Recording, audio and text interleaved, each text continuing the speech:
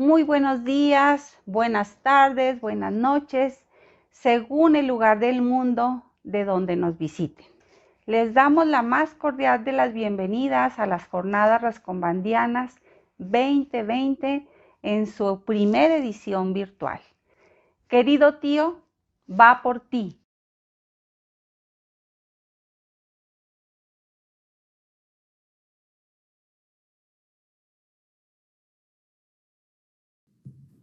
Judith, no estás viendo la señal.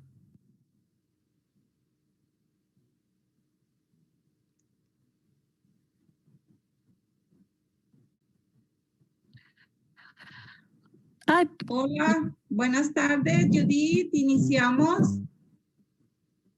Hola, ¿qué tal? Gracias.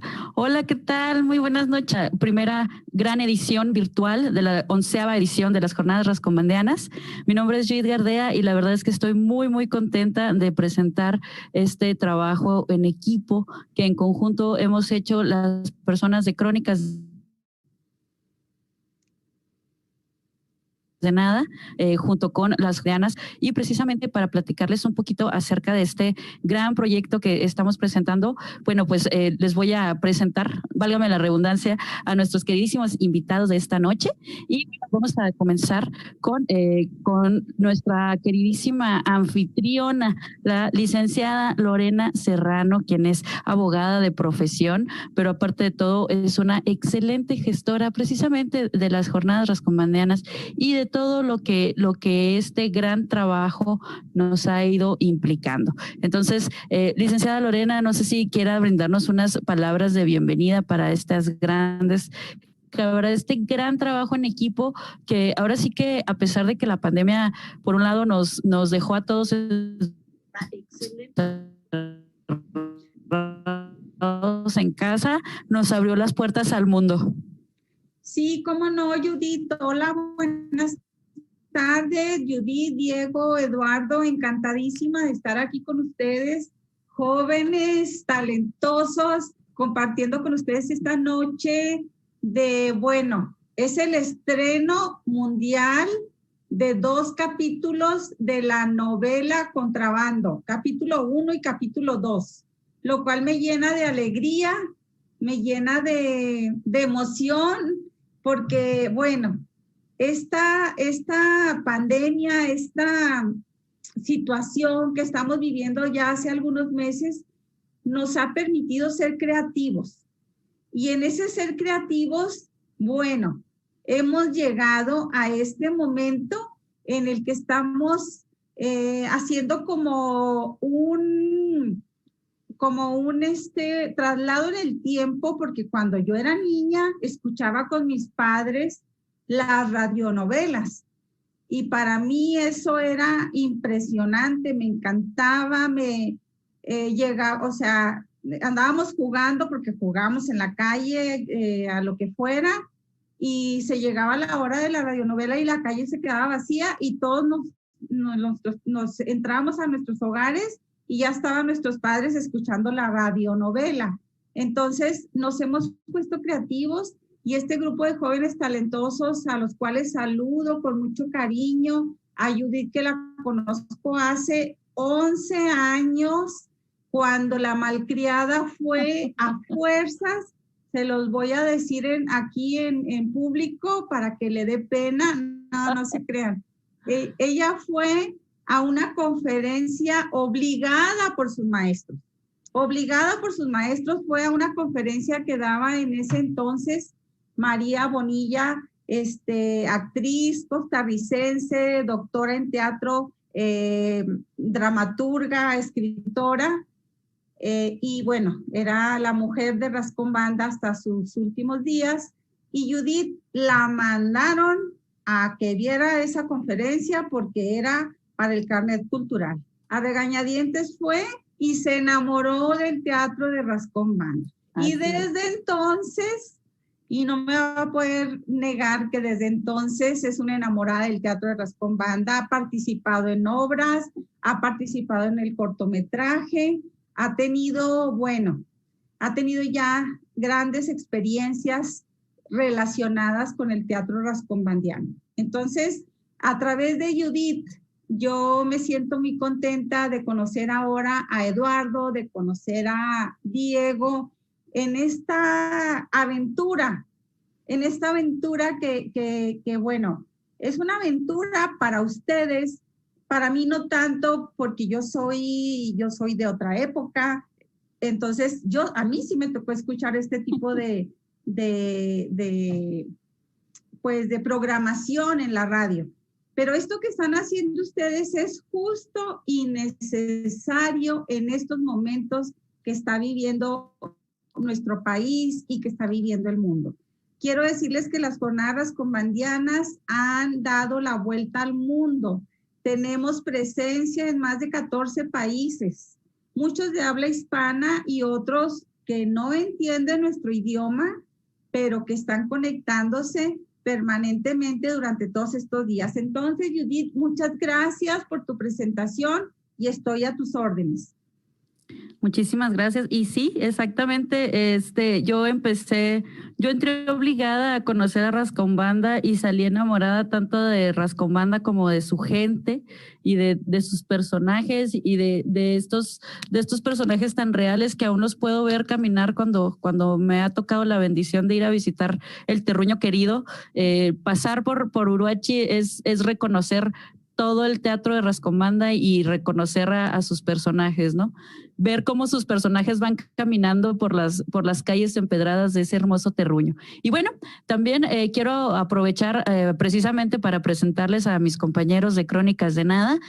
Para empezar, a Jesús Eduardo Morales Hernández, quien naciera en Ciudad Juárez en el 87.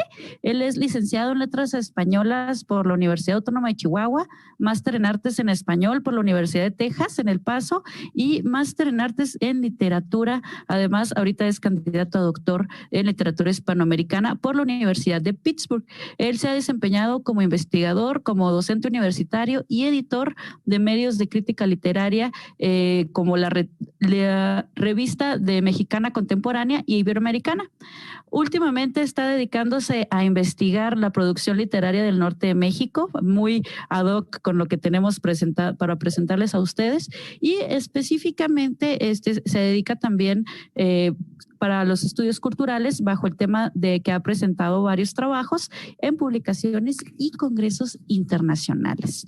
Actualmente él es docente de la licenciatura. Él es docente de la licenciatura en Comunicación Humana, esto en el Instituto José David, y también está interesado en la figura histórica y literaria del héroe y sus modernas aplicaciones en la cultura de masas. Eduardo, muy buenas noches.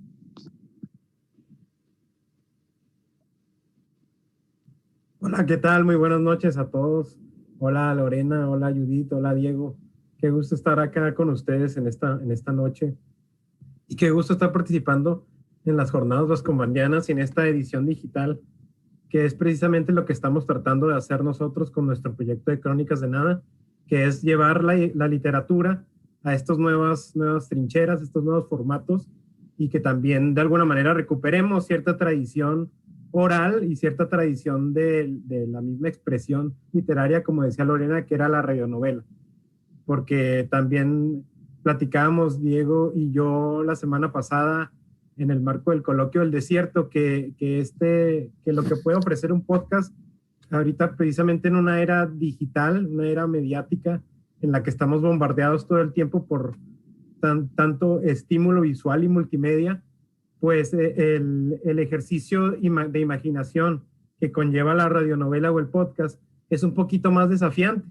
Exige, ¿no? Una cierta concentración, una cierta atención y a la vez también lo que digo, la imaginación, y que también nos da espacio a nosotros como receptores, como lectores, como escuchas, de pues estar metiéndonos un poco más a la historia, ¿no? Bueno, si tenemos esa disciplina.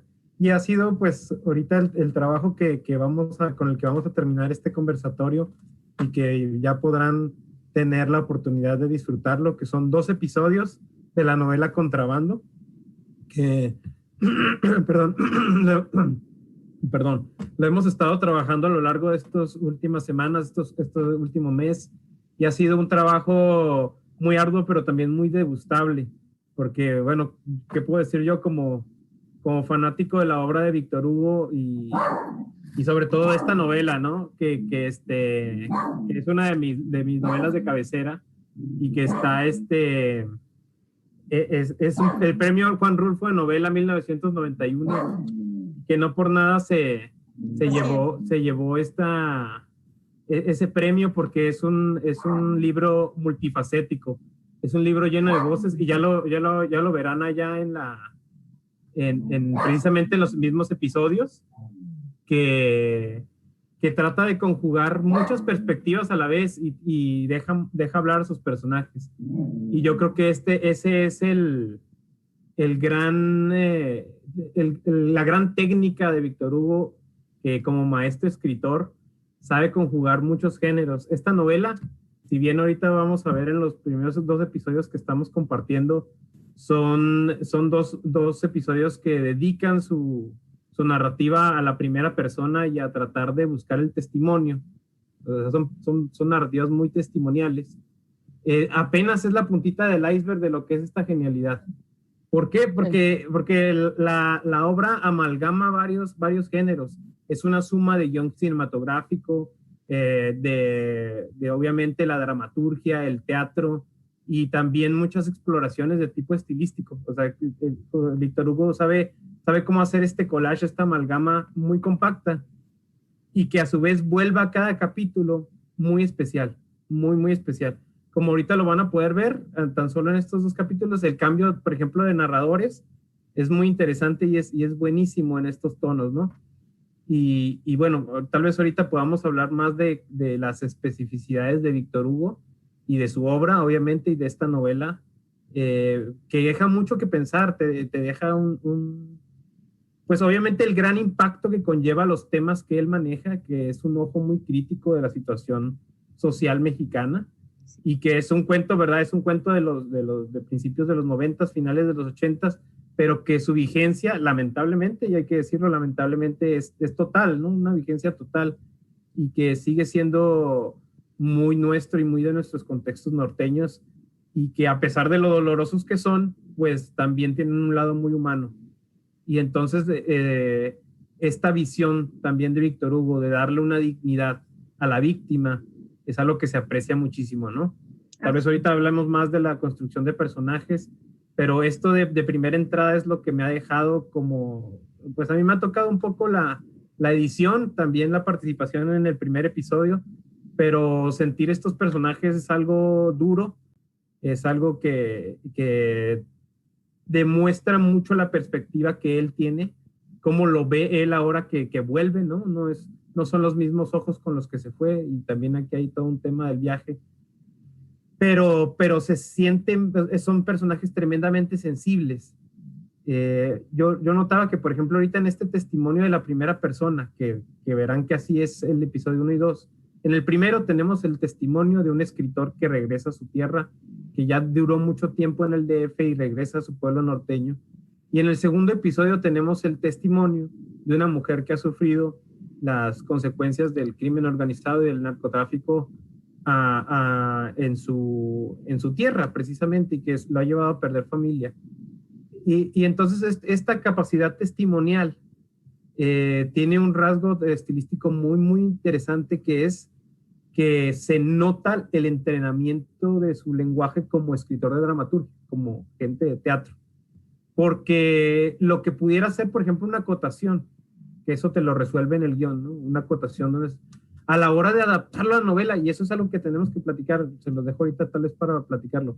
¿Cómo es el sentido de la adaptación? Hay que recordar que Contrabando también es un guión teatral, o sea, existe su versión teatral, pero este es en sí la novela, ¿no? Que la novela se complementa con muchos otros relatos que son convergentes, pero esta novela entonces tiene varias modalidades, o más bien esta historia tiene varias modalidades, la modalidad teatro, la modalidad novela, y aquí en la novela pues no tiene ese recurso técnico que pudiera tener el teatro de la acotación, pero lo resuelve con una magia tremenda que solamente un maestro de la escritura podría hacer, que es incorporar esta acotación ahora al mismo tono del personaje, con unos ciertos como apóstrofes, como si de repente cortara la narración para empezar a dar otras explicaciones que de primera mano nos parecieran que no están relacionadas, como por ejemplo ese entrañable recorrido que hace al principio de este capítulo, donde va diciendo partes geográficas muy específicas del estado y de la región, que pareciera que son como divergencias, pero no lo son. Son esos espacios que ahora, ante la falta de un espacio técnico explicativo, ahora él lo vuelve todo menos técnico. Si la acotación era técnica, ahora estos apóstrofes son poéticos. Y eso precisamente yo creo que es el gran valor que tiene la obra de Víctor Hugo, esa gran maestría. Entonces, para mí ha sido genial, ha sido buenísimo trabajar esto desde mí como lector, lo trabajo como un lector, y tratar de pues dar un cierto formato y respetar. No digo que sea fácil seguir como que esa profundidad que tienen sus personajes, porque son muy complejos, pero sí ayuda que el mismo narrador sea tan consciente de su narración y de su ejercicio, que el tono lo mantenga. Entonces, ahorita tal vez nos dirá Judith cómo ella lo sintió a la hora de encarnar un personaje, ¿eh? Pero si bien no es fácil interpretarlo, porque eso depende del talento de cada actor, es fácil seguirlo y entenderlo, eso sí. Entonces, eso es lo que a mí este proceso me deja. No sé si ahorita ya podemos platicar más de otros pedazos. Pero pues muy agradecido con que nos hayas permitido, Lorena, este espacio, y ha sido todo un proceso y es genial. También fíjate que esta va a ser la conclusión de nuestra temporada, nuestra segunda temporada, y estamos cerrando con broche de oro, por lo cual estamos muy, muy agradecidos. Muy bien. Bueno, y también tenemos a Martín Letona, quien es el fundador de Crónicas de Nada. Él ha escrito para periódicos en Estados Unidos, México y El Salvador. Sus textos literarios han sido publicados en Colombia, México, Costa Rica, El Salvador, Estados Unidos y Francia. Su primera novela fue publicada en el 2018 bajo el título de Memoria Periodística. Él es asistente legal, periodista, traductor, podcaster y fundador de bitextuales.com. Martín Letona, Diego Murcia, ahora sí que poco nos falta para también escribir que vendemos menudo los domingos. Muy buenas noches, ¿cómo estás?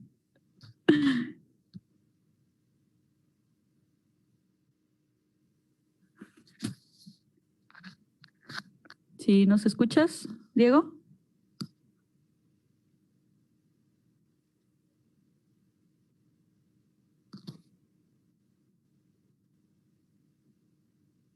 No lo vemos, Diego, no lo vemos, No. Judith. Algo pasa. Bueno, entonces, algo pasa, entonces de todas maneras vamos a seguir por mientras platicando en lo que Diego Murcia. A ver, dice que lo tenemos. Tienes que quitarte el mute. Ahí está, ¿ya? Sí, Ok, sí, ya te escuchamos, Diego. Adelante. Ya voy, mi amor. Hola, ¿qué tal? Pues es increíble cómo este bebé ha crecido y ha volado y ha llegado hasta donde está. Ustedes no se imaginan cómo este invento, que en realidad no es mío, ha cambiado de lo que yo percibía que iba a ser Crónicas de Nada, que era un intento muy fallido de revivir precisamente esas radionovelas que en mi infancia yo llegué a escuchar, porque aquí donde me ven tengo 40 años, aunque no lo parezco. La otra cosa es que también viví en el campo mucho tiempo, entonces no llegué a tener televisión sino hasta ya muy avanzada mi adolescencia, 17, 18 años. Entonces mi primer contacto con los medios de comunicación fue la radio. Me gustaba quedar hasta muy noche escuchando los programas estos, sobre todo de aquellos cuentos de terror que suelen tener las radios AM en la noche para poder arrullar a las personas, ¿no? Mandarlas a dormir como Dios manda, encomendadas a él. Entonces, cuando yo inicié esto fue como una forma de hacer un pequeño homenaje a esas épocas de mi abuela, a esa gente con la que yo me crié, y tratar de también apropiarme de un género que es el del periodismo y sobre todo las comunicaciones al servicio de la literatura. Entonces lo que hice fue poner todo el conocimiento que yo tenía en mi haber volcado hacia los podcasts y experimentar. Y eso es una de las cosas que ahora que he estado empampándome sobre quién es Rascón Banda, es una de las cosas que también me da mucha alegría por esas hermosas coincidencias de la vida, ¿no? Un experimentador que trata de ir más allá de lo preestablecido, que se alimenta también de aquello que en su infancia lo tocó. Creo que es algo de lo que nosotros rescatamos dentro de Crónicas de Nada. Y este experimento ha volado tan alto que ha llegado a tocar a otras gentes que ni siquiera esperaba yo cuando inicié el primer capítulo, pues llegar a suceder. A mí, sinceramente, el hecho de toparme con Rascón Banda me llena de mucho conflicto, en el sentido de que como extranjero yo veo muchos de los estereotipos que se representan de la sociedad mexicana, que están allá afuera y que marcan a los mexicanos, por desgracia, para bien o para mal. Gente que es muy entradora, muy luchadora, pero también gente que está muy salpicada de la corrupción. Sí, mi amor, vaya. Y perdón, es que aquí anda mi hijo. Y gente que desgraciadamente no puede huir de la violencia que la tiene secuestrada en algunas sociedades, sobre todo en lugares como Ciudad Juárez, donde yo estoy viviendo actualmente. Hablar entonces de la literatura de Rascón Banda para mí es hablar de un testimonio de vida, de cómo está la sociedad, de cómo estaba la sociedad y cuán poco ha avanzado en muchos de esos aspectos que él hacía mención a la fecha de esta sociedad. Sí es cierto, a lo mejor se ha avanzado en materia de derechos humanos, pero los temas de los que habló Rascón Banda están ahí presentes. Y por eso me da conflicto, porque una de las cosas que a mí me queda como cuestión que hay que resolver es, ¿qué diría Rascón Banda ahora? Rascón Banda en un principio no quería que su obra fuera publicada y él daba muchas excusas sobre esta novela. Dice por ahí Juan Villoro que le contó Vicente Leñero que es porque él no se sentía un narrador digno de ser competidor de otros narradores y por eso se negó a que esta obra fuera publicada en vida. Pero también dice Juan Villoro que en algún momento hizo la confesión Rascón Banda de que los temas que estaba planteando ahí tocaban demasiado cerca a ciertas gentes que en el pueblo lo conocían. Obviamente como periodista es algo que me pica mucho la inquietud, saber cuánto de todo eso que él nos cuenta ahí de verdad salpicaba tanto a la familia, ¿no? Y luego el hecho de pensar si no hay cosas que quedaron por resolver de su parte, cosas que él le hubiera gustado retocar, aunque yo, por lo que las entrevistas que he buscado, sé que él una vez liberaba sus textos, no le gustaba volverlos a tocar porque él pensaba que ya estaban finalizados, si no nunca iba a terminar de editarlos. Pero son esas cuestiones que a mí me han seducido de lo que he conocido de él. Me hubiera gustado poder platicar en persona y sobre todo saber qué tipo de humor tenía, porque se nota que era una persona que tenía un humor muy ácido. Un humor que lo reflejaba no solo en su forma de ver el mundo, sino en su forma de denunciarlo. Así que el hecho de que hoy seamos parte de esta jornada rascombandianas me alegra mucho. Primero porque creo que es la conclusión de un vuelo que no esperaba hacer tanto. Y segundo porque pues alentamos a las coincidencias como estas. Y esperamos que esta no sea la única. Ni sea el tope donde vamos a llegar hasta aquí, sino que este sea un camino para abrir más caminos a otras coincidencias más bonitas. Muchas gracias, Diego. por tus palabras. Y bueno, también ya para finalizar y empezar ahora sí con el conversatorio, que es lo que más nos jala y es el motivo por el cual estamos aquí. Me presento, mi nombre es Judith Gardea y como bien comentó Lore, soy una enamorada por casualidad y por causalidad de Rascomanda, tanto de sus textos como de su gente y de su pueblo y de sus lugares y de volver a Santa Rosa también, que en gran medida me hace sentir que Contrabando es como volver a Santa Rosa, pero para adultos, ¿no? Por decirlo de alguna manera, así como volver a Santa Rosa es todas estas historias y todos estos cuentos como de él de niño. Contrabando marca su etapa ya adulta en la cual vuelve, y una vez que al leerlo se hace la contraparte de ambos libros, pues se siente como la diferencia de una manera impresionante y de una manera maravillosa. Pero bueno, ¿qué les parece si comenzamos ahora sí con el conversatorio? ¿Qué podemos platicar? Lore, ¿qué nos comenta de esto que precisamente nos decía, de estas dudas que nos comentaba Diego sobre la personalidad de su queridísimo tío? Bueno, pues quiero decirte, Diego, que Rascomanda tenía un gran sentido del humor. Tenía un gran sentido del humor. Tenía una forma crítica de ver las cosas.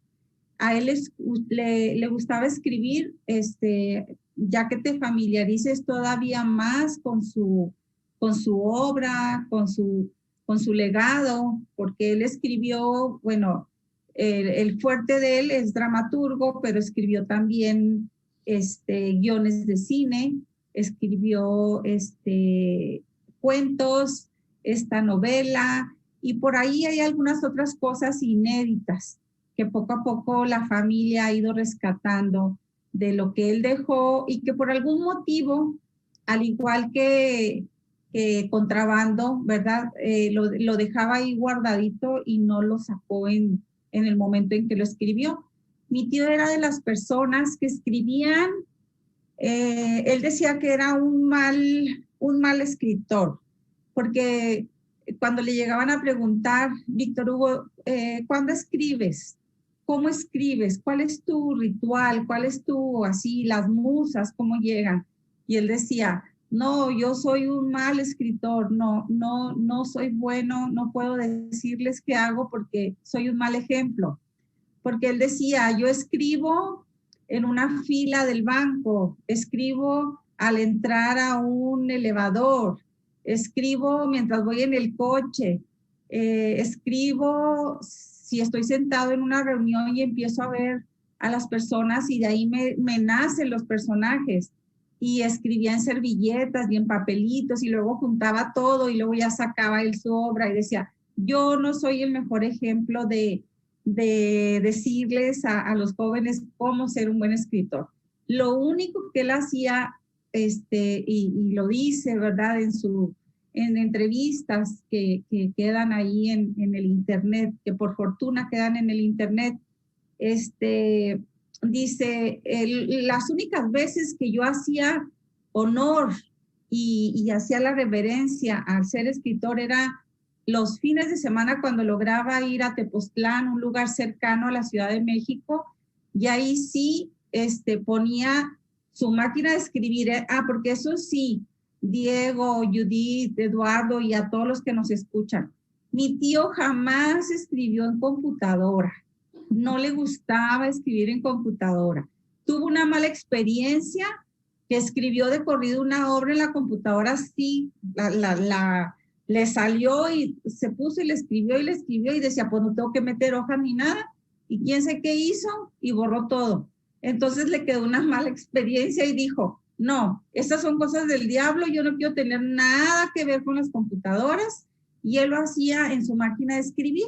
Entonces, el sonido de las teclas lo alimentaba el sonido de la máquina de escribir. Primero máquina estándar, de esa normal, y después la máquina eléctrica, era una forma de inspiración para él, era una forma de, ¿cómo les diré? De sentirse escritor, decía él. Entonces, lo único que hacía en Tepoztlán era poner su mesa en el segundo piso de la casa y luego sí prendía velas, le gustaba prender unas velas así bonitas, le gustaba tener flores y le gustaba tener algo para picar, queso, fruta, algo que decía algo que no me engorde tanto porque voy a estar todo el día. Entonces, había días que llegaba e instalaba todo el tinglado, como luego dicen, y no escribía nada, simplemente no escribía nada. Pero había otros días que desde que llegaba a Tepoztlán, a mí en fortuna me tocó muchas veces acompañarlo, llegaba y desde que llegaba directo y se subía y me decía, déjenme un rato, ahorita bajo a cenar o a comer o a lo que fuera. Decía que él era un mal amante, un mal amante de las letras, de la escritura, porque lo hacía en sus momentos libres, ¿no? Que le robaba tiempo al amor, a la familia, a los amigos para escribir, porque él se dedicaba a otra cosa. Él durante el día trabajaba en un banco durante muchos años de su vida y luego posteriormente en SOGEM, que ahí obviamente le daba la oportunidad de que al ser la Sociedad General de Escritores de México, bueno, estaba mucho más relacionado con lo que él hacía. Pero de todas maneras eso no dejaba de ser un funcionario, el cual decía, yo me disfrazo en el día con mi traje, con mi corbata, mis zapatos boleados, muy nice, y en la noche en la noche soy lo que verdaderamente soy. Me pongo mis pantalones de mezclilla, mi chaleco, mi camisa a cuadros, que era su fascinación, las camisas cuadradas y las camisas a rayas. Tengo aquí en mi casa como un tesoro muchas camisas de él, como también los trajes que usaba para el resto de las actividades. Sus chalecos era una forma que lo identificaba muchísimo. Y en la noche que podía ya se iba al teatro, se iba a presentar un libro, se iba a donde los amigos lo invitaran. Pero él decía que era un mal escritor porque no tenía, como tenían leñeros, sus maestros, pues, de Tavira, esos horarios que se imponían a sí mismos. A las 9 de la mañana llegaban a una oficina y empezaban a escribir, salían a comer, regresaban por la tarde. Él escribía así como se los digo en esos pequeños momentos, y cuando veía una persona, que esa persona porque hay personas, y a mí en lo personal me decía que yo tenía una mirada muy fuerte, muy penetrante, y que bueno, era para un personaje. No sé si tomaría en alguna ocasión, no me lo dijo, mi personalidad para dársela a alguno de sus personajes que a los cuales les dio vida, ¿verdad?, en su vastísima obra. Pero Diego, hubiera sido fascinante que lo conocieras, Eduardo, Judith, que lo escucharan. Él estuvo muchísimas veces aquí en la universidad, en la Facultad de Filosofía y Letras. Cada que lo invitaban, él venía. No era ¿cómo les diré? No le importaba dejar lo que fuera mientras se hacía un espacio, y dejaba a veces cosas que a veces la familia le decía, Víctor Hugo, es que tienes que ir a visitar a tal o cual familiar. Sí, pero primero tengo que ir a la universidad porque los muchachos me están esperando. A él le encantaba hablar con los jóvenes, le encantaba hablar. Él se sentía que se nutría de su juventud, como en este caso yo les estoy robando la juventud. Entonces, la verdad que yo puedo hablar horas y horas de mi tío, no me canso, soy una gran afortunada de haber convivido con él muchos años, muchas visitas, muchas pláticas, muchos viajes, En fin, Diego continúa buscándole a Rascón Banda. Eduardo, estoy segura que te va a encantar. Así como a Judith no le digo porque ella ya está enganchada, y ella ya se enganchó. Y como decía mi tío, quien va una vez al teatro no vuelve a ser el mismo. Quien le arroz con banda una vez no vuelve a ser el mismo. Le queda eso ahí. Y bueno, creo yo, ¿verdad? Que lo más importante, como decía mi tío, habla de tu ley serás universal, como decía Chekhov también. Él hablaba, todos sus personajes eran reales, claros, salpicados con la inteligencia y el humor del dramaturgo, del escritor, pero era realmente increíble cómo en un ratito él en un día podía aventarse una obra y no entendía cómo a veces pasaban años y una persona decía, no, es que no me llegan las musas. No, ¿cuáles musas? Decía, pues es que todo el día aparecen por todos lados los personajes. Y era algo muy, muy bonito. Era algo muy bonito y yo se los comparto con mucho cariño a ustedes, a todas las personas que nos están escuchando.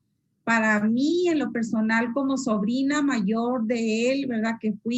Él me formó en muchos aspectos. Y pues yo lo sigo extrañando cada día. Cada día de mi vida yo lo extraño, cada día para mí me hace falta y cada día trato de honrar su nombre. Cada día me levanto con el pie derecho, como él me enseñó a bajarme de la cama, con el pie derecho. Vístete con el pie derecho si vas a usar pantalón. Por cierto, no le gustaba bailar con una mujer que trajera pantalón. Él bailaba con las mujeres que trajeran vestido. Es una anécdota extra aquí a todos. Y bueno, si me dejan, yo sigo hablando toda la noche, ¿eh? Eduardo, a ver, ya estás, ¿sí te escuchas?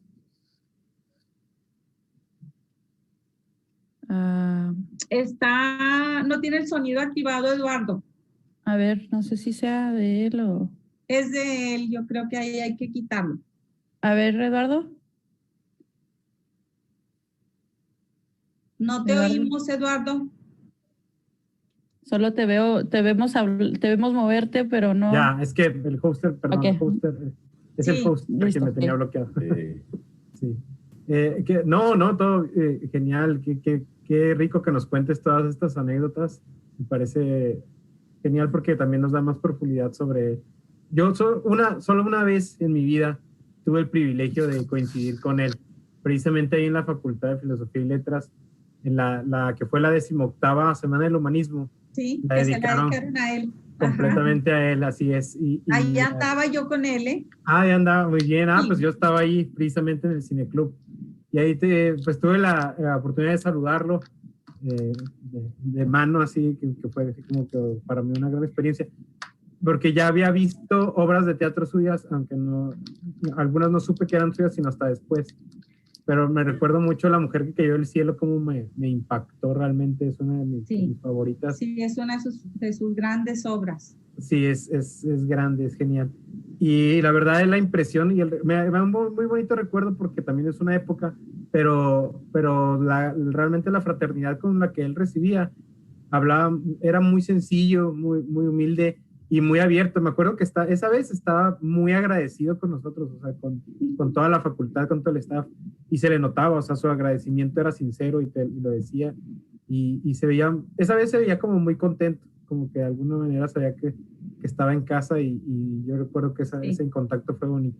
Si acaso nomás crucé algunas palabras, porque pues había un evento masivo, no hubo tanto, sí. pero por lo menos tuve la oportunidad de verlo y conocerlo desde aquel entonces. Qué bueno, Eduardo. Sí. Lorena, ¿sabes tú si él tenía memoria fotográfica? Mira, yo creo que sí. Yo creo que sí, porque él en algunas de sus entrevistas y bueno, en general, en muchísimas ocasiones que tuve la oportunidad de estar cerca de él, en algunas ocasiones tristes, en algunas ocasiones, como él me pone en una dedicatoria hermosa, en días felices o tristes, ¿verdad? Que me tocaba estar cercana a él. Pasábamos noches enteras platicando. Y él me platicaba, por ejemplo, de que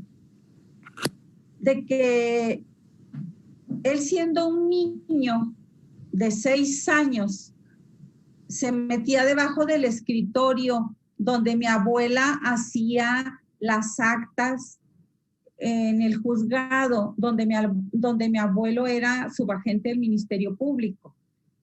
Y escuchaba cómo mi abuela escribía en la máquina los testimonios. O sea, ella hacía las preguntas, desahogaba la testimonial y luego la escribía, obviamente, y mi tío oía y dice en sus diferentes entrevistas y cuentos, dice, yo escuchaba asesinos, violadores, abigeos, todo. Entonces eso se le quedó marcado.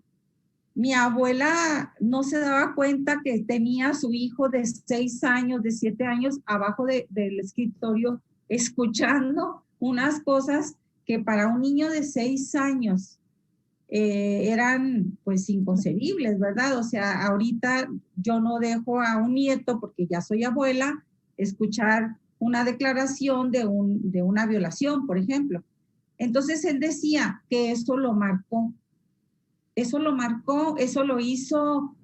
¿Por qué? Porque se le quedó en su mente todas esas pláticas, todas esas conversaciones también en las cuales él escuchaba, bueno, por una parte en la oficina de la subagencia, donde su padre era subagente del Ministerio Público y mi abuela su secretaria, entre comillas secretaria, porque no le pagaban, sino que ella le ayudaba con eso. Y otra cosa que también él me comentaba, y mi madre, que es la hermana mayor de mi tío Hugo, así le decimos en la familia, dice, es que yo no entiendo cómo Hugo se grababa todo.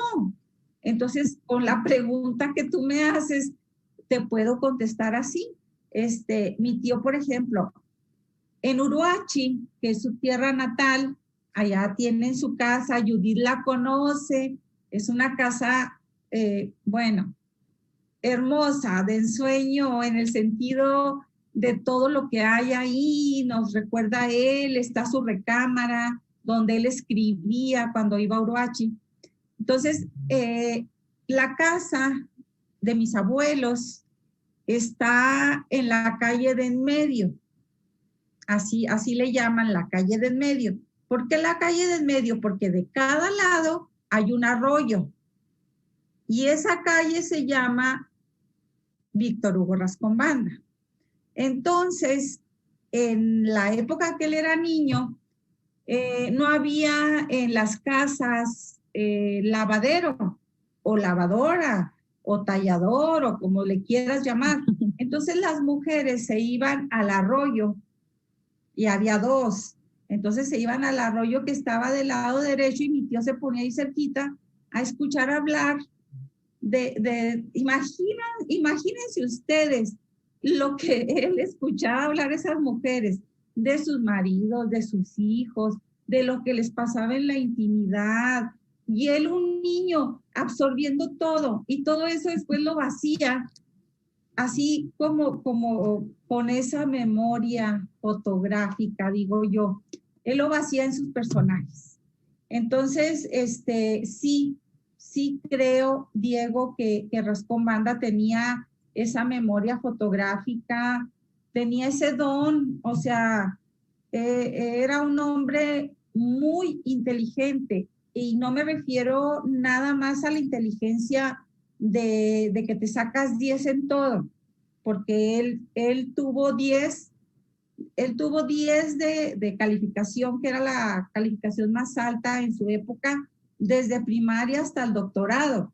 O sea, fue de 10. No tuvo él que hacer examen profesional. Sí lo hizo porque no había titulación automática.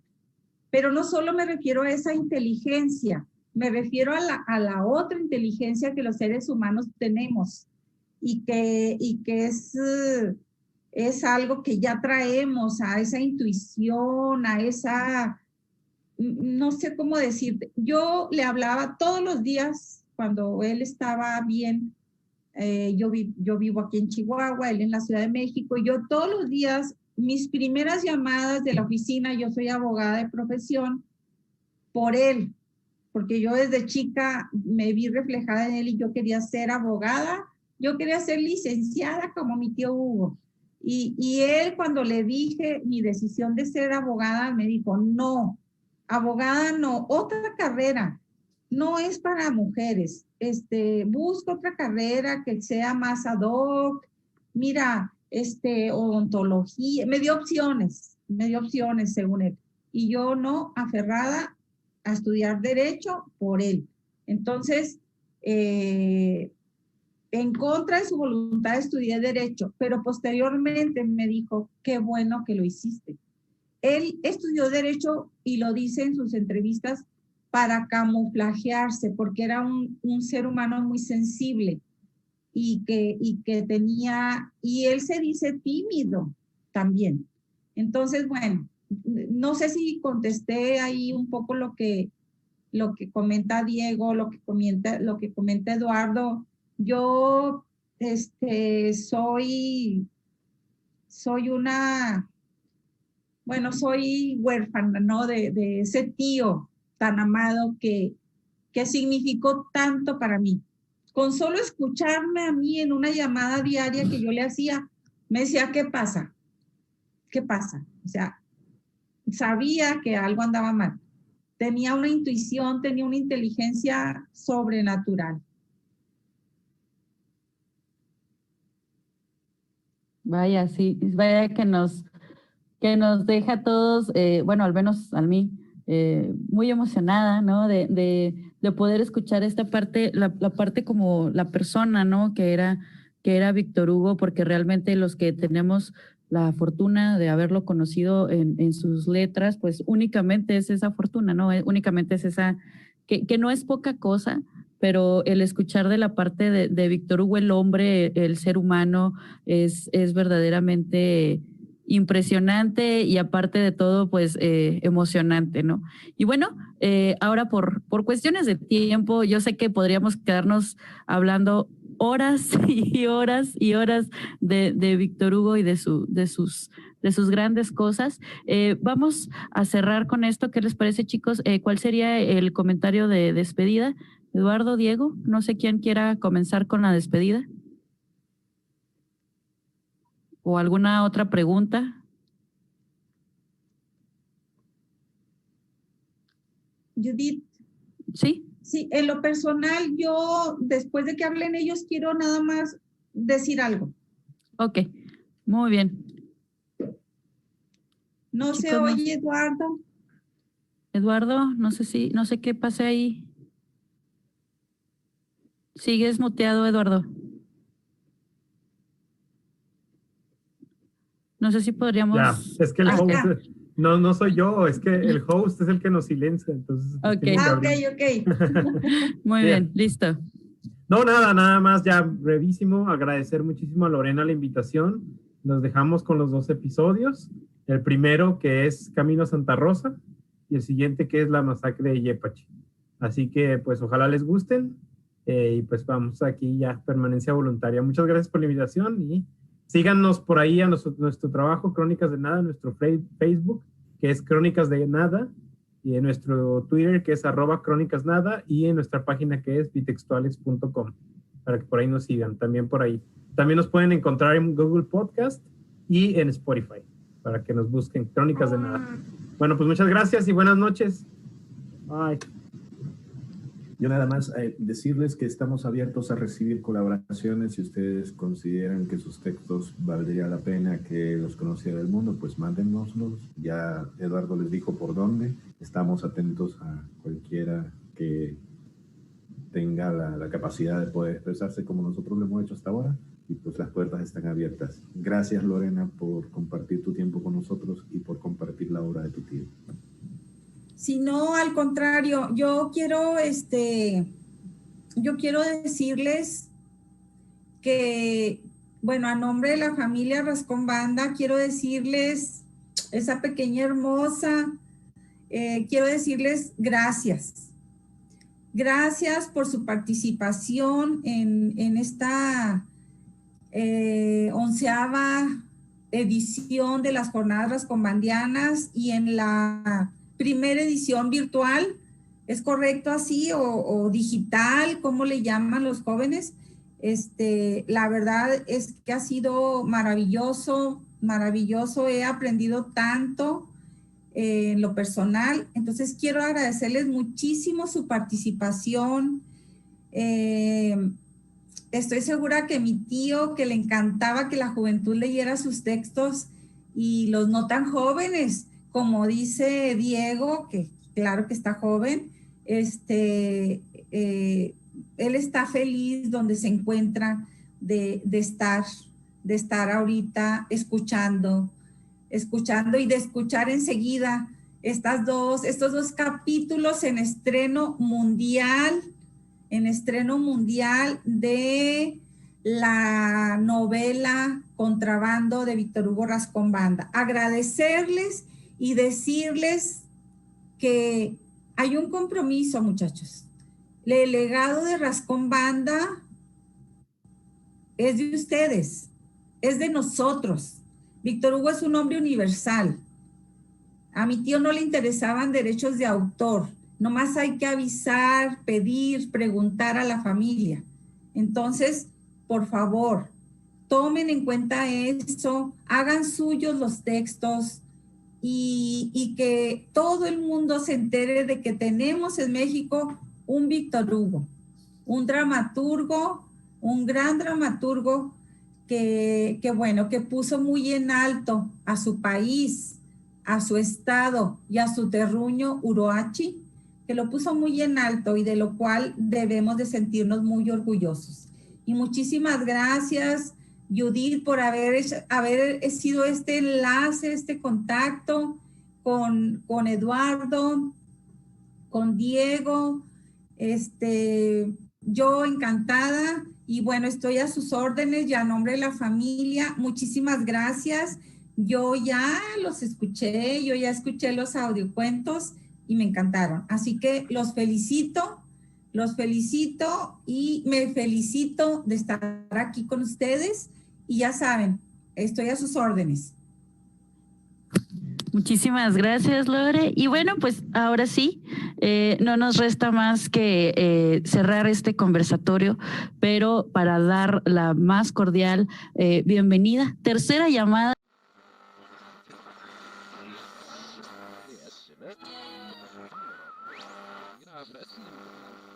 Crónicas de Nada. Edición especial, Jornadas Rascombandianas 2020. Desde las páginas de la novela Contrabando, Premio Nacional Juan Rulfo de Primera Novela en 1991, acompañamos a Víctor Hugo, un escritor que vuelve a su entrañable terruño en la Sierra Tarahumara. En compañía de su padre y de El Ventarrón, vamos encarando la serie de adversidades que el autor vive antes de llegar a su amada Santa Rosa, solo para descubrir que en aquel pueblo las cosas ya no son como antes.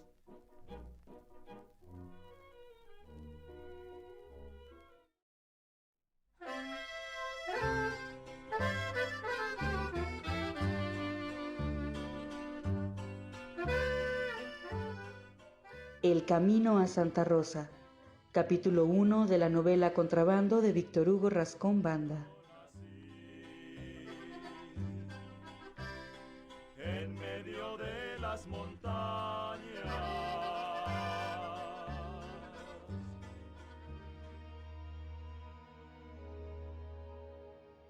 Es medianoche en Santa Rosa. Cansado, lleno de polvo por el viaje a este pueblo minero de la Baja Tarahumara, no quiero dormir sin dejar un pormenor de lo que me ha pasado este día. En la mañana, cuando bajé del avión en el aeropuerto de Chihuahua, me estremeció el miedo sin razón. Sentí la muerte cerca, aunque ahí no había nada extraño, salvo naves militares en el hangar de las avionetas que vuelan a la sierra, junto a un aviso que decía: búsquese a su novia, nosotros se la volamos.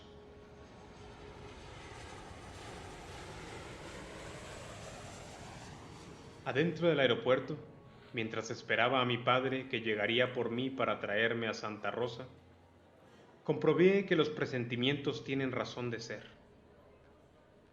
Había una fila de pasajeros checando sus boletos para viajar a Ciudad Juárez en el mismo vuelo que me trajo de México.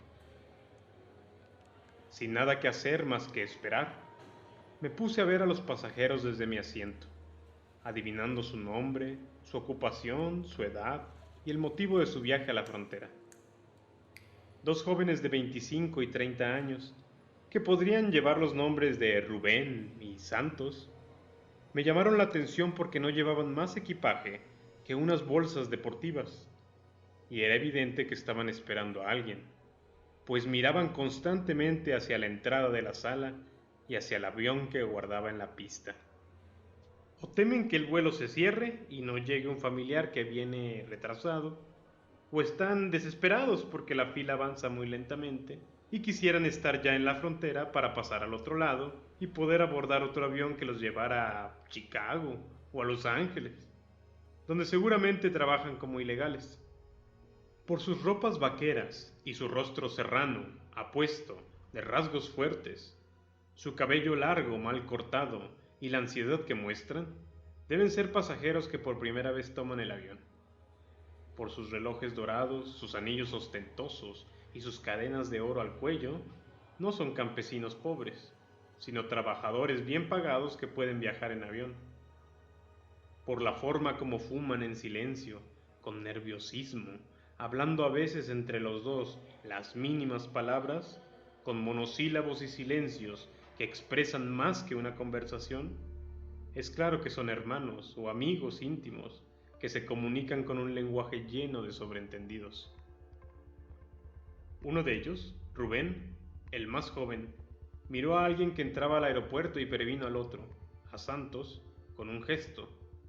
Se miraron y caminaron deprisa hacia la sala de abordaje, pero luego cambiaron de idea y se dirigieron tranquilamente, en sentido contrario, hacia el restaurante del segundo piso. Cuando subían las escaleras, pasaron cerca de mí 3 hombres corriendo, con pistolas en las manos. Santos y Rubén los vieron desde la puerta del restaurante y se devolvieron. Bajaron las escaleras atropellando a la gente y corrieron rumbo al estacionamiento, pero se detuvieron al ver llegar a otros hombres armados con metralletas, 6, 9, quienes se pararon en las puertas.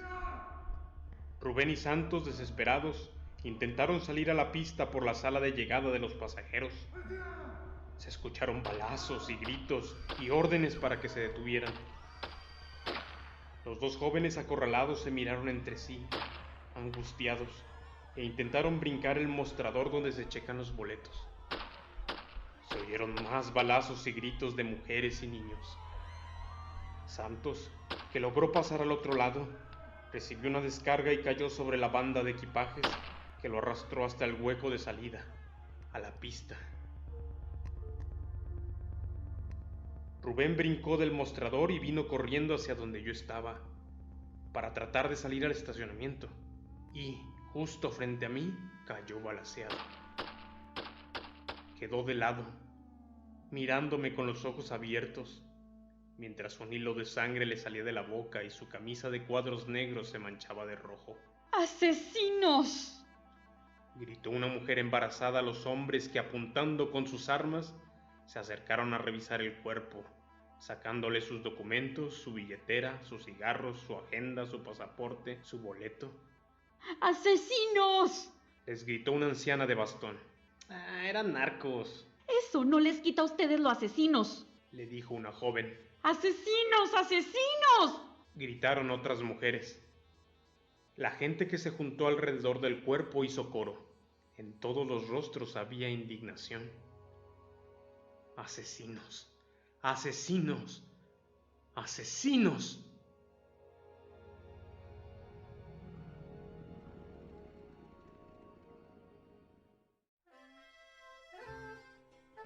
Mi padre llegó por mí en su troca colorada con placas de Texas y un estéreo de 4 bocinas que tocaba corridos prohibidos por el gobernador. El ventarrón, un minero joven que le servía de chofer, condujo la troca por una avenida que rodea Chihuahua para salir directamente a la carretera de Cuauhtémoc, la puerta de la sierra. Ni los corridos prohibidos, ni los verdes campos menonitas, con mujeres de faldas negras hasta el tobillo y pañoletas floreadas que se inclinaban en los surcos, me borraron la impresión del aeropuerto. Ni las llanuras desiertas de la Junta, ni los secos llanos de Miñac, con su león gigantesco dormido. Eso parece la montaña que da nombre al lugar. Me quitaron de la vista los rostros de Rubén y de Santos, que no pudieron tomar el avión a Ciudad Juárez. Ni el pueblo de Tomochic con su leyenda de rebeldes, ni el cañón del Sopilote con sus estatuas de piedra, ni la cuesta del Caballo con su abismo sin fin, ni el angosto desfiladero del río Candameña, ni el susurro de los pinares, ni los troncos rojos y blancos de los madroños, me hicieron olvidar a esos 2 hombres acorralados en medio de la gente sorprendida por la persecución. En el entronque de Guajumar, ahí donde se acaba el pavimento y comienza el camino de terracería, que se vuelve nubes de polvo y saltos, me esperaba otro percance, un retén de judiciales. ¡Bájense!, gritaron de mal modo. Obedecimos y revisaron la troca por arriba y por abajo. Abrieron mi maleta, las cajas con alimentos, los costales de herramienta, un tambo de petróleo, las rejas de fruta y las redes del mandado. Metieron alambres en el tanque de la gasolina, levantaron el tapete de la cabina y voltearon los asientos. «Armas y licor», me contestaron cuando les pregunté el motivo de la revisión. Encontraron solamente 3 botellas de sotol de Coyame que mi padre compró para las noches frías de la sierra y un 6-pack de Coronitas que llevábamos para la sed del camino. «Están requisadas y las mandaremos a Chihuahua», dijeron cuando mi padre les pidió que las rompieran en una de las piedras que marcaban el alto. Seguimos el camino después de dar cumplimiento a la ley seca de la sierra, pero más allá, en los llanos verdes de Memelichic, nos esperaba otro retén, ahora de soldados. Volvieron a revisar la troca por arriba y por abajo. «Droga», dijeron cuando les pregunté qué buscaban. «La droga se saca de la sierra, no se mete», les dijo el ventarrón. «Si anduviéramos en eso, iríamos para atrás, no para lo caliente», agregó. No entendieron su concepto de la geografía del narcotráfico, y como respuesta, por ser el chofer, le pidieron los papeles de la troca. Mi padre sacó de la guantera una bolsa de plástico llena de permisos, trámites, gestiones, recibos y pagos de impuestos. «Solo me falta el registro federal que está por llegar de México», dijo. Un soldado le pasó los papeles a un cabo y este a un capitán. Hicieron como que los leyeron. «Paren la troca a un lado, más allá, junto a aquellas otras. Es chueca y aquí se queda». Miré la fila de trocas nuevas y viejas que se alineaban a los lados del camino. Pedí hablar con el jefe. No creo que haya labor más difícil que dialogar con un militar y lograr más o menos una conversación coherente. Están cuadrados del seso. Palabras o conceptos como garantías, constitución, derechos, facultades, no existen en su diccionario. «No, retírese, son órdenes, retírese. Hable en Chihuahua, retírese. Es ilegal. Retírese, son órdenes, retírese. Hable en Chihuahua, retírese. Es ilegal, retírese». A veces, la defensa más inocente e ingenua tiene su efecto. «Soy escritor, voy a mi casa en Santa Rosa. Vivo en México, escribo en proceso, denunciaré todo». Y santo remedio, aventaron los papeles sobre el asiento y nos dejaron ir. Nos anocheció en la cuesta de Jesús María. Íbamos sin hablar, mirando cómo las luces de la troca Descubría en el camino angosto que daba vueltas entre encinos y robles, bajando de la sierra a lo caliente. Al dar la vuelta en una curva y tomar un pedazo de carretera plano y recto, vimos a lo lejos una sombra que salía detrás de un pino y se atravesaba en la carretera. ¡Párate!, le dijo mi padre al ventarrón al tiempo que yo le gritaba: ¡No te pares!, temiendo un asalto. La orden y la contraorden hicieron que el ventarrón titubeara. Frenó y aceleró la troca. La mujer, en medio del camino, con los brazos en alto, sin quitarse, pedía que nos paráramos. Para no atropellarla, el ventarrón desvió la troca, que se salió de la carretera y luego se detuvo más adelante. O la mujer salió a tiempo o pasamos sobre ella y la matamos, pensé. Vámonos, debe haber gente escondida para asaltarnos, le dije a mi padre. No, mijito, vamos a ver qué pasó. No podemos irnos sin darle auxilio a esa mujer. Desapareció. Es una parecida, dijo el ventarrón. ¡Devuélvete!, le ordenó mi padre. El ventarrón metió la reversa hasta el pino donde vimos salir a la mujer. El lugar estaba desierto. Mi padre sacó una lámpara de mano de la guantera y brincó de la troca, alumbrando los matorrales y los troncos de los pinos. De pronto, el chorro de luz iluminó el rostro de una mujer sentada en la hojarasca, abrazándose a sí misma, que nos miraba suplicante. ¿Qué quieres?, le dijo mi padre. La mujer, demacrada, flaca, con los ojos hundidos, miró largamente a mi padre y por fin habló. ¿No me reconoces, Epigmenio? Mi padre le echó la luz al cuerpo y le volvió a mirar el rostro acercándose. Te me has desconocida, pero no sé quién eres. Soy Damiana, la de los Táscates. Pedí un aventón y aquí me bajaron. Voy a Santa Rosa a buscar al presidente municipal. Llévame por caridad. Mi padre la ayudó a levantarse. Pero si te estás helando, mujer, le dijo al tocar sus manos. Y estás muy flaca, ¿cómo te iba a conocer? Ni yo misma me conozco, Epigmenio. No me conozco. La llevó hasta la troca. Se va a ir en la cabina, con ustedes. Yo miré atrás. Pásame la cobija. La mujer me observaba con desconfianza. De negro, con una mirada de loca y una vejez prematura, era la imagen de una muerte triste o del ánima en pena de una mujer sin sepultura. Esta mujer ha sufrido mucho, dijo mi padre. Hicieron con ella una injusticia y ahora no tiene a nadie. Me hice a un lado para que ella viajara entre el ventarrón y yo, y seguimos el camino a Santa Rosa. La luna empezó a verse entre las nubes y los corridos prohibidos llenaron la cabina. Cuando acabó la cinta, apagué el estéreo. Viajamos en silencio un largo trecho. ¿Qué se te perdió por acá?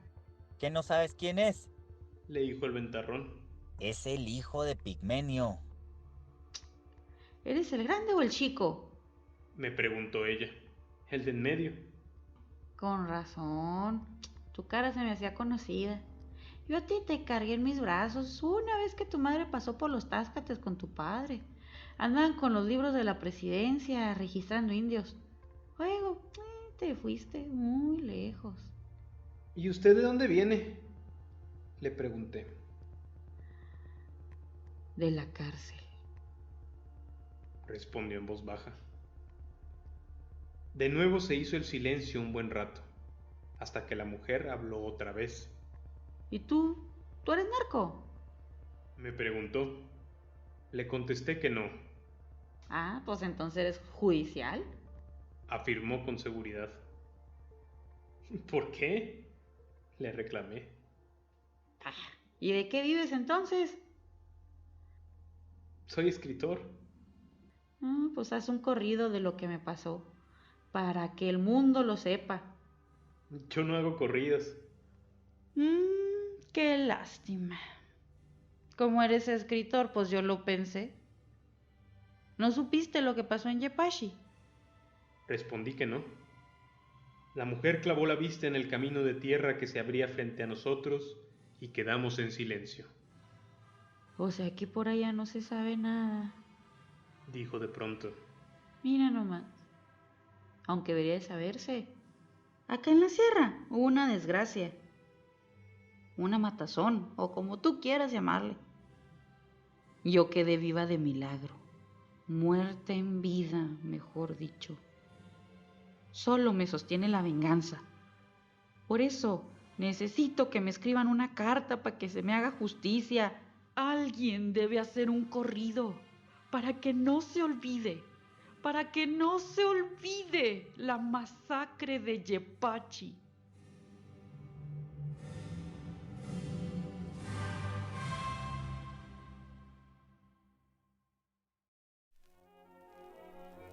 Desde las páginas de la novela Contrabando, continuamos en el segundo capítulo, donde nos convertimos en escuchas del testimonio de Damiana Caraveo, una mujer víctima de la violencia del narcotráfico, quien atestigua una matanza colectiva donde pierde a más de un familiar.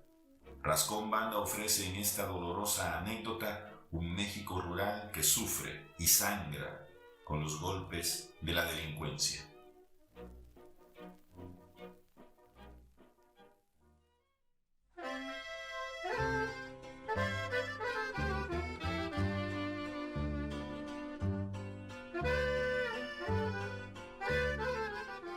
La masacre de Yepashi. Capítulo 2 de la novela Contrabando de Víctor Hugo Rascón Banda. En medio de las montañas.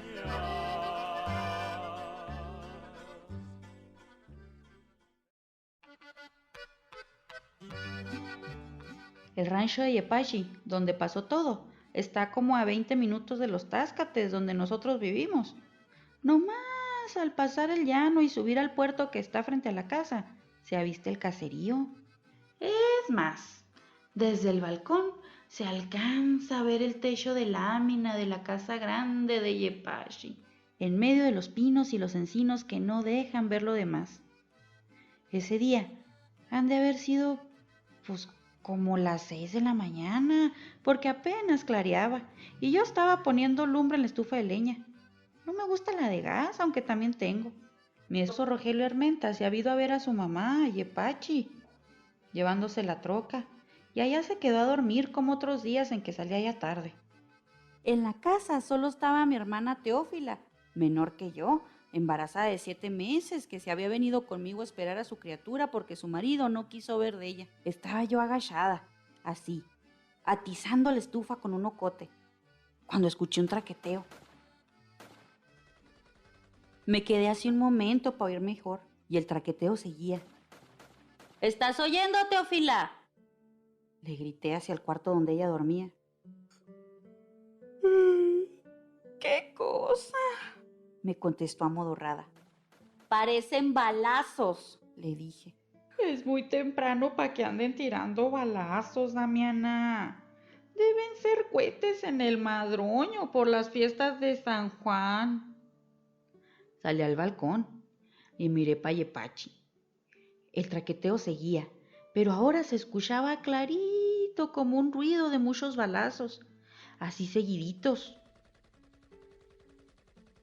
Algo está pasando allá, hay que ir a darles auxilio, le grité a Teófila, que empezó a vestirse. ¿Pero cómo?, me dijo, si no tenemos ni pistola. Termina de vestirte pronto si quieres acompañarme, le dije. Me quité el delantal, me puse un suéter y saqué el agua caliente de la estufa. Le eché un grito a Matilde, la nana, que andaba trayendo el agua de la pila. Ahí te encargo los chamacos, voy pa' Yepashi. Y bajé las escaleras corriendo hasta las trancas del corral. Ahí me alcanzó Teófila. Ay, pero estás loca, mujer, ¿a dónde vas? A ver qué está pasando allá, ¿qué no estás oyendo? La balacera seguía, aunque con tiros más espaciados. Me metí al corral y ensillé la yegua. Teófila seguía. Ay, espérate, mujer, no seas atrabancada. Si quieres acompañarme, súbete en ancas, le dije. Y me monté. Teófila lo pensó un poco y luego se subió como pudo. Pero ¿cómo vamos a irnos así, sin sombrero? Eché a galope la yegua por el llano pasando la quebrada que corre por la orilla de la siembra, para salirle al camino de Yepachi por una vereda y acortar el trecho.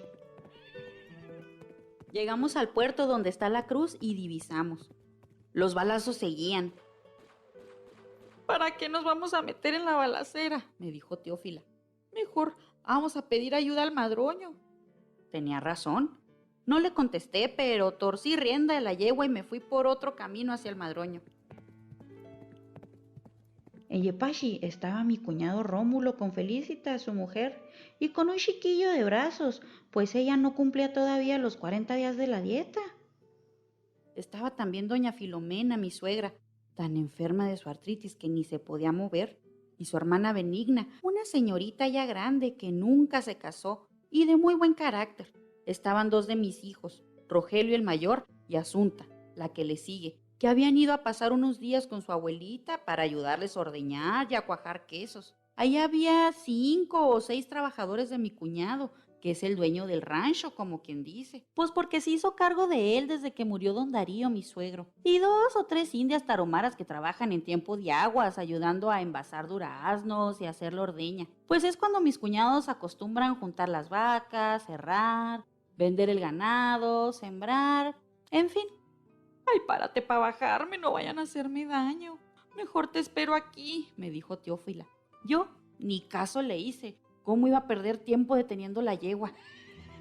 Llegamos al Madroño en 1 hora pasadita más o menos, porque apenas estaba pegando el sol. Me fui derechito a la casa del comandante junto a la presidencia a buscar a los judiciales del estado que desde principios de año mandaron a Chihuahua, cuando empezó todo este asunto de los mafiosos y de la droga. Le rogué al comandante que se fueran para Yepachi para ver qué pasaba. ¿Será un secuestro?, me preguntó.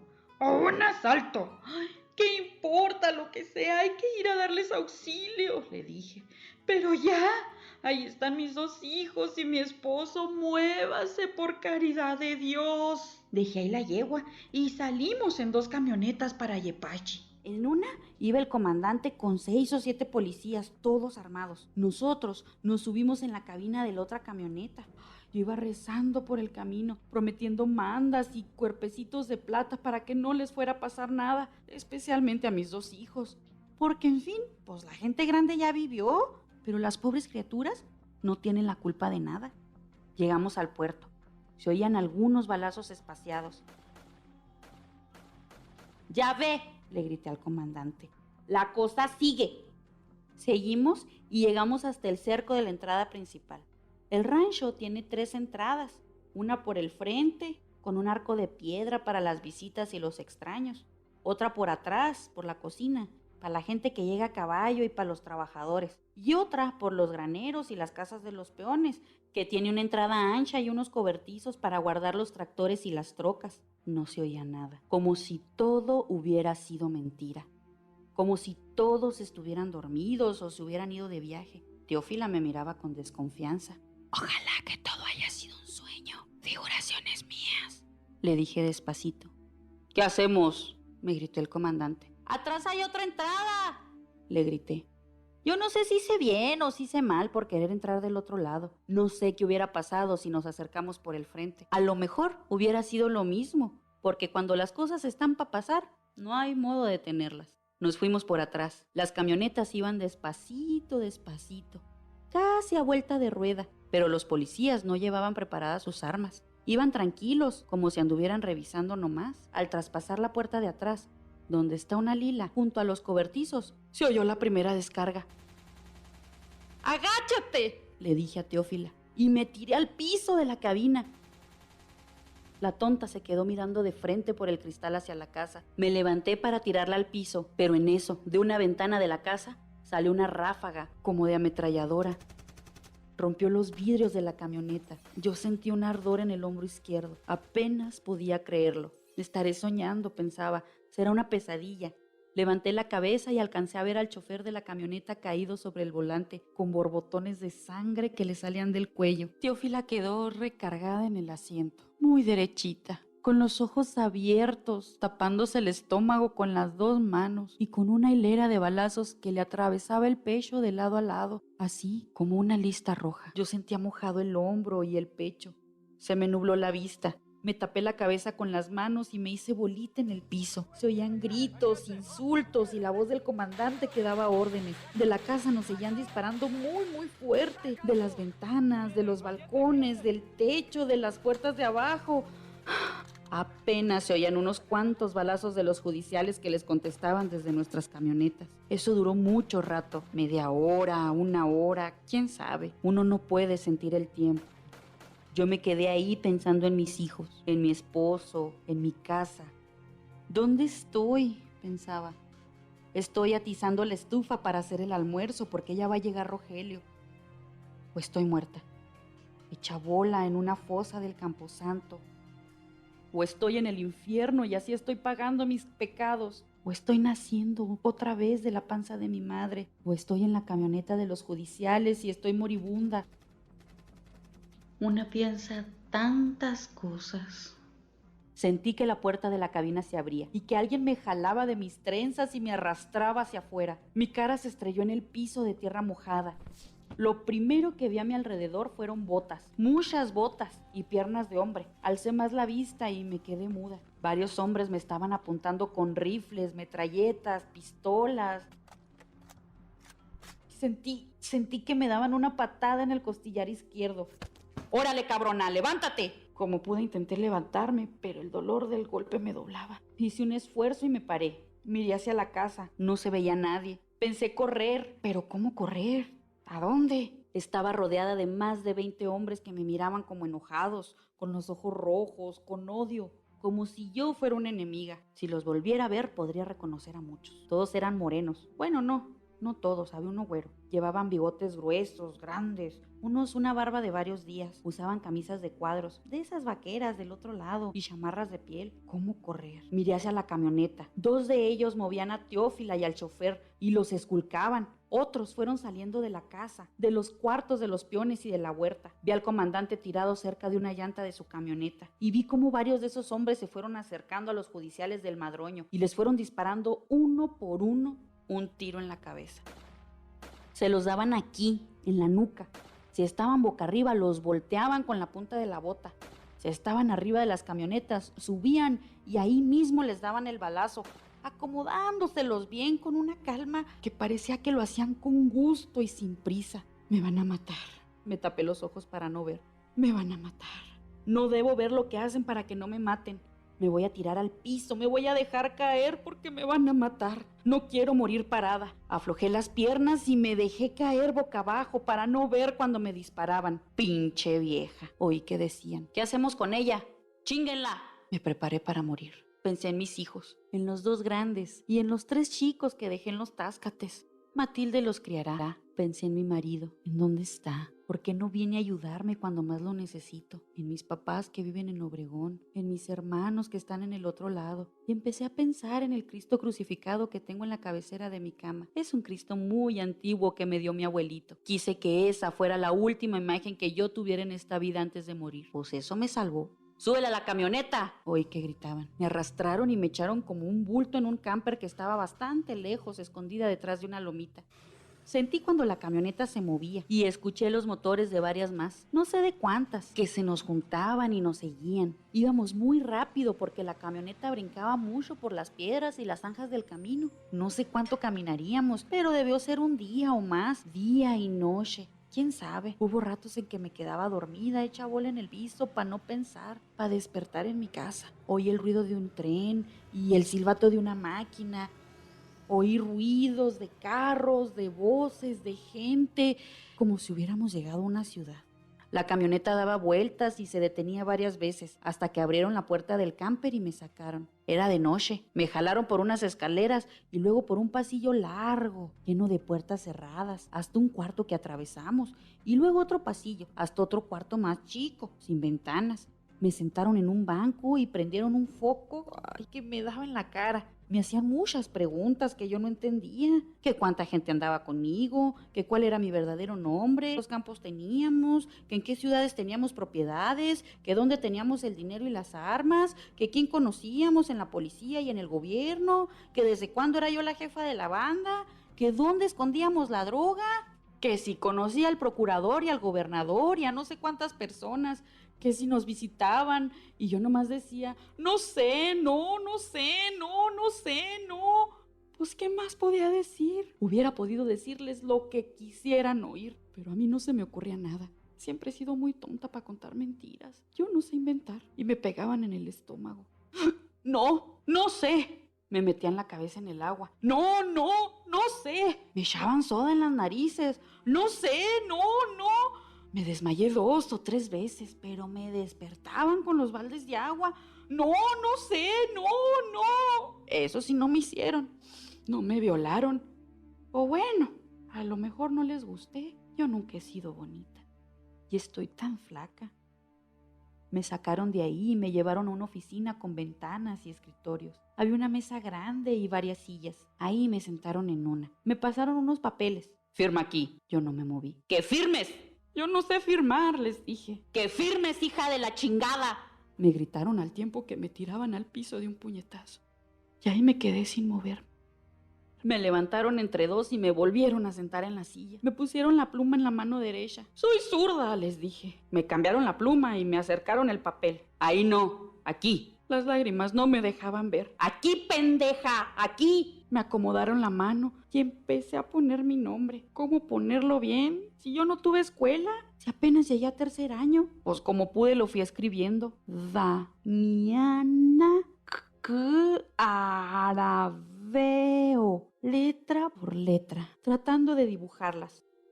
Firma acá otra vez. Me pasaron otros papeles y volví a poner mi nombre. Luego me llenaron el dedo gordo de tinta y me hicieron poner la huella en todas las hojas, como 10 o 12. Se llevaron los papeles y llenaron la mesa de armas, de rifles, cuernos de chivo y muchas cajas de parque. Luego me acercaron una metralleta. ¡Toma, agárrala! Yo escondí las manos. Un hombre me jaló de las trenzas y me dobló la espalda sobre el respaldo de la silla.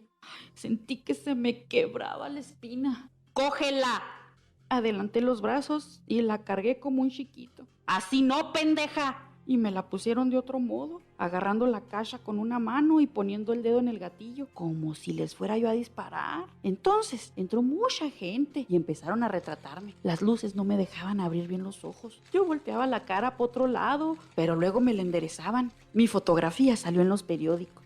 Yo guardo unos recortes que me llevó mi comadre Romualda, que fue un domingo a visitarme al Cerezo, con mi ahijado Lico. No sé ni para qué los guardo. Mira, aquí los traigo. Golpe al narcotráfico. 24 muertos y 9 heridos. Enfrentamiento entre narcos y la Policía Judicial Federal. Masacre en el rancho de Yepachi, nido de narcos. Judiciales federales contra judiciales del estado. Ganaron los federales.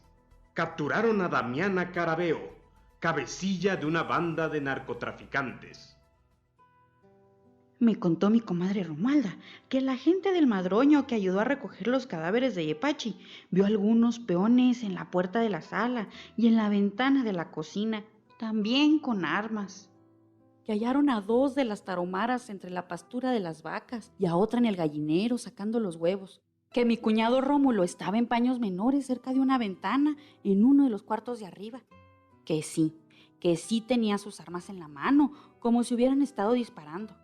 Que doña Filomena, mi suegra, y su hermana Benigna estaban hincadas en el piso, con la cabeza y los brazos apoyados en la cama, con sus rosarios en la mano y los balazos en la espalda, como si las hubieran sorprendido rezando. Que Felicitas, mi concuña, estaba con el chiquito en brazos bajo la mesa de la cocina. Que Lila, una sirvienta, estaba en el pasillo entre la cocina y las recámaras, en puro fondo y descalza.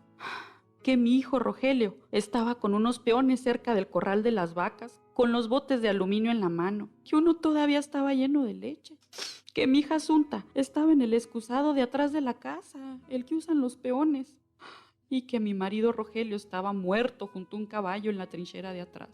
que parecía que lo iba a ensillar porque la montura estaba en el piso, que ni siquiera desenfundó su pistola porque tenía todas las balas completas. Dice mi comadre que encontraron 5 cadáveres enterrados en la huerta que está en la noria, que eran cuerpos desnudos, envueltos en bolsas de plástico, que por acá ni los conocen, con heridas en todas partes como si los hubieran golpeado mucho. Yo me pregunto de dónde saldrán esos cadáveres y cómo llegaron hasta allá, a esa huerta. Solo entraba mi suegra Filomena y su hermana Benigna a cuidar sus rosales de California, sus geranios colorados, sus madreselvas y plúngalos tan azules, y las mujeres de la casa a regar los árboles y los veranos que sembraban. Hay 2 versiones de esto que pasó esa mañana en Yepachi. La de los federales, que salió en los periódicos, y la mía. La de ellos es esta, que fueron a Yepachi a aprender a un grupo de narcotraficantes dirigido por mis 2 cuñados que se habían escondido en el rancho, como si vivir en su casa fuera uno esconderse, que los federales llegaron de noche, pero esperaron a que amaneciera para acercarlos, que la gente del rancho se dio cuenta y opuso resistencia y les empezaron a disparar desde la casa, que cuando ya los estaban rindiendo llegó la mujer de uno de ellos, o sea yo, con varios policías judiciales del estado que eran sus cómplices y que rodearon el rancho y empezaron a disparar para rescatar a los sitiados. Que la Policía Judicial Federal se vio a 2 fuegos, pero como eran más y mejor preparados, pudieron acabar con los de adentro y con los de afuera. Que lograron capturar viva a la peligrosa Damiana Carabeo. ¿Se imagina? Con esta pinta que tengo, ¿qué peligrosa voy a ser? Quien viéndose perdida quiso quitarse la vida, pero erró el tiro y se dio en el hombro. Que en la casa se encontró un arsenal de armas, que encontraron en terrenos del rancho una pista de aviación clandestina, que en los establos y graneros, en vez de tener pastura y semillas, estaban repletos de marihuana, y que encontraron un cementerio clandestino con cadáveres de agentes federales desaparecidos, que entre ellos un americano, un chicano, sabrá Dios yo qué sé. La versión mía de lo que pasó en Yepachi, ¿para qué la cuento? ¿Qué caso tiene? ¿Quién me la va a creer?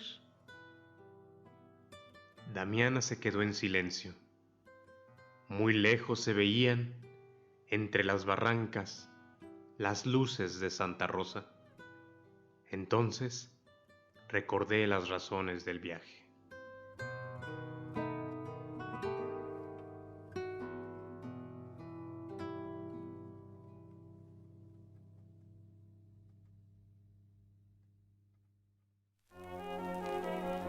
Víctor Hugo Rascón Banda nació en el municipio de Uruachi, Chihuahua, el 6 de agosto de 1948. Fue un dramaturgo, narrador, académico, guionista y crítico teatral chihuahuense que inició su carrera a mediados de los años 60 como autor de obras didácticas. En su estado natal ingresó a la Escuela Normal Superior José Medrano y más tarde emigró a la capital, donde obtuvo el doctorado en Derecho en la Universidad Nacional Autónoma de México. Sin embargo, aunque ejerció como abogado, su principal interés fueron las letras y principalmente el teatro. Las obras de Víctor Hugo Rascón Banda se ocupan de la violencia urbana, la ambición, la competencia, el burocratismo y las pasiones que conllevan conductas antisociales aparejadas al engaño, la miseria, la soledad o el desamor. Sus más de 55 obras, entre adaptaciones, guiones y puestas en escena, retratan la desintegración del mundo y los ecos crueles de la realidad mexicana. Fungió como asesor del Consejo Nacional para la Cultura y las Artes. También fue tesorero de la Academia Mexicana de Artes y Ciencias Cinematográficas, además de presidente de la Federación de Sociedades Autorales y vicepresidente de la Confederación Internacional de Sociedades de Autores y Compositores. Al final de su vida, Víctor Hugo Rascón Banda ingresó como miembro de la Academia Mexicana de la Lengua, donde ocupó la silla 28ª en el 2007. Con respeto, lo recordamos a 12 años de su partida. Crónicas de Nada es un espacio donde el relato es el protagonista. Este podbook habla sobre personas, lugares, objetos y hechos cotidianos que sonrojan a los sucesos paranormales a los que la ficción actual nos tiene acostumbrados. Si deseas conocer más sobre nuestro trabajo, visita bitextuales.com. Allí encontrarás más información relacionada con la escritura, la traducción y nuestras bajas pasiones. Nos haces un favor.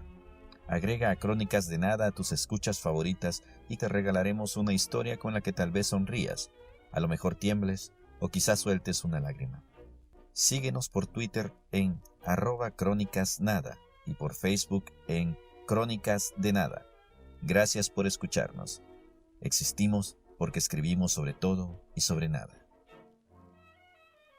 En este episodio disfrutamos de las siguientes melodías. El corrido de Uruachi, letra de Víctor Hugo Rascón Banda. Polka, la segunda de Rosales, de dominio popular. La Paloma y La Adelita, de Francisco Tarriaga. Tristes Jardines, de José de Jesús Martínez. El corrido de Chihuahua, letra de Pedro de Lille y melodía de Felipe Bermejo. At the Precipice of a Dying Light, de Dan Bodan. A Great Darkness Approaches, Can You Feel It? De Elephant. Time's Up y Space Time Blues, de Lou Pop. Turn to Dust, de The Whole Other. Y Bajo el Almendro, de David Granadino. Ciudad Juárez, Chihuahua, 2020. This is an Audio Dice podcast.